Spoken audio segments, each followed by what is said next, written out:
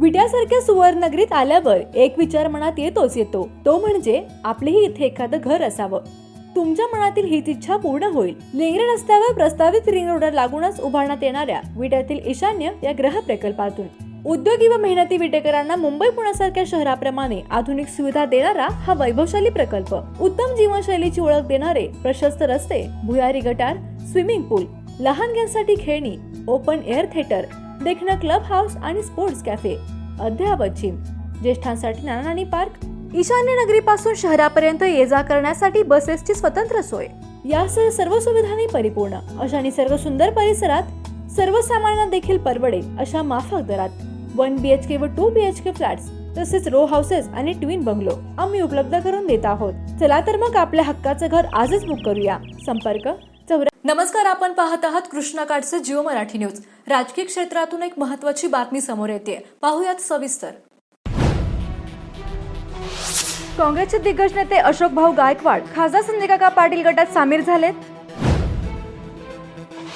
अशोक भाऊ गायकवाड भाजपच्या गटात सामील झाल्याने काँग्रेस आघाडीला मोठा धक्का बसलाय. अशोक भाऊ आता विटा शहरासह परिसरात भाजपच्या प्रचाराची धुरा सांभाळणार आहेत. विट्यात पत्रकार परिषद घेऊन अशोक भाऊ गायकवाड यांनी आपली भूमिका स्पष्ट केली आहे. अशोक भाऊंच्या पाठिंब्यामुळे खासदार संजय काका पाटील गटाला मात्र विट्यातून मोठा दिलासा मिळालाय. विट्यातील दिग्गज नेते सदाशिवराव पाटील यांनी काँग्रेस आणि स्वाभिमानी आघाडीचे नेते विशाल पाटील यांना पाठिंबा देत आपली भूमिका नुकतीच स्पष्ट केली. परंतु यावेळी घेण्यात आलेल्या पत्रकार परिषदेत काँग्रेसचे ज्येष्ठ नेते अशोक भाऊ गायकवाड उपस्थित नव्हते, त्यामुळे त्यांच्या भूमिकेबद्दल प्रश्नचिन्ह निर्माण झाले होते.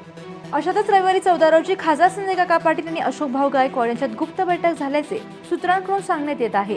या बैठकीनंतर आज सोमवारी अशोक भाऊ गायकवाड यांनी आपली राजकीय भूमिका स्पष्ट करत खासदार संजय काका पाटील यांच्या पाठीमागे ठामपणे उभं राहण्याचा निर्णय घेतला.